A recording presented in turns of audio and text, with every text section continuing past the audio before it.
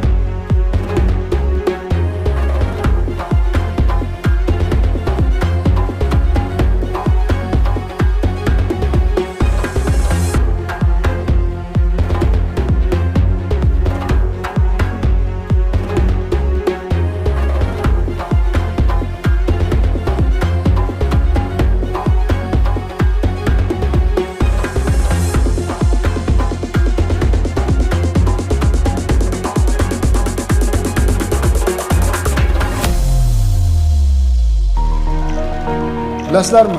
İnsonga e'tibor deyapmiz. Agar sifatli ta'lim bo'lsa, bu ham e'tibor. Prezidentning ishongan kuchi, qudrati muallimlar, murabbiylar. Ana shunga biz hammamiz birlashsak, o'shanda natija bo'ladi.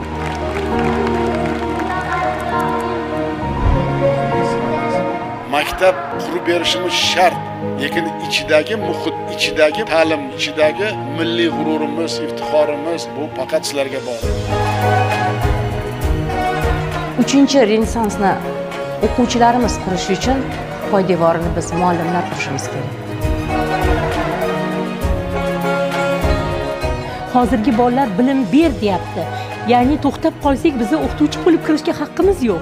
O'z ustida ishlamasdan sinfga kirib bo'lmaydigan davr boshlandi.